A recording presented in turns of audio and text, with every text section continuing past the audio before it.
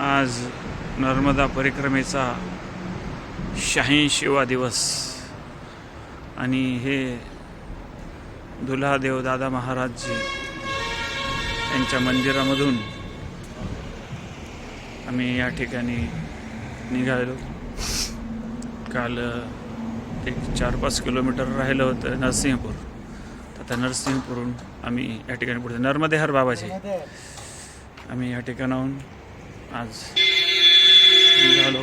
आजचा प्रवास आमचा सुरू. आज आता आम्हाला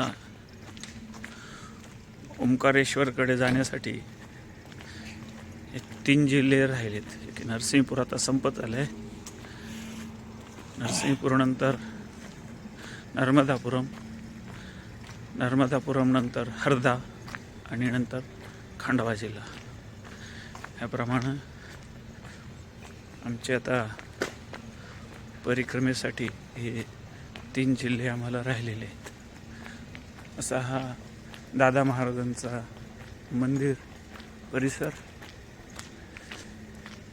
या ठिकाणून आम्ही आता बाहेर पडतोय. नर्मदेहर मित्रांनो, आज परिक्रमेच्या 86व्या दिवशी आम्ही करेली बस्ती या ठिकाणच्या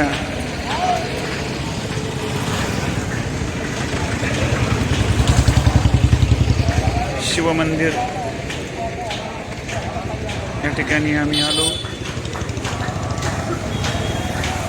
आज आम्ही दुपारीच या ठिकाणी आलो.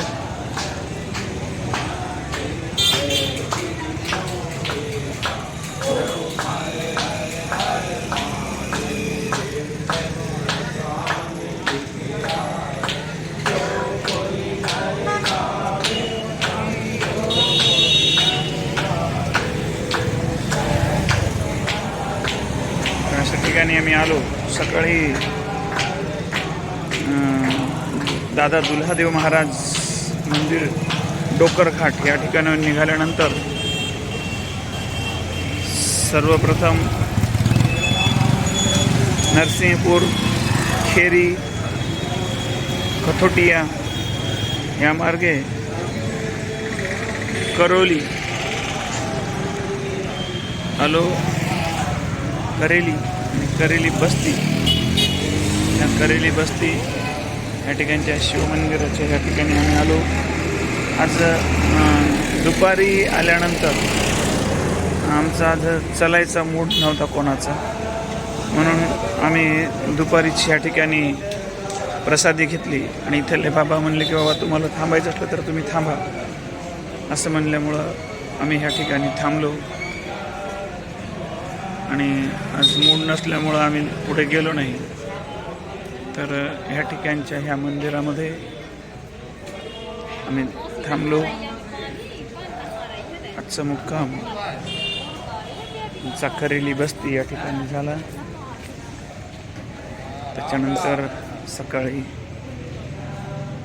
आम्ही ह्या ठिकाणून निघणार. इथले जे बाबा आहेत त्यांनी कोणाला बूट वगैरे चप्पल काही पाहिजे असलं तर किंवा कोणाला काही औषध वगैरे पाहिजे असलं तर ते घ्या असं म्हणून सांगितलं. मग माझी चप्पल खराब झाली तर त्यांनी या ठिकाणी मला बूट दिला.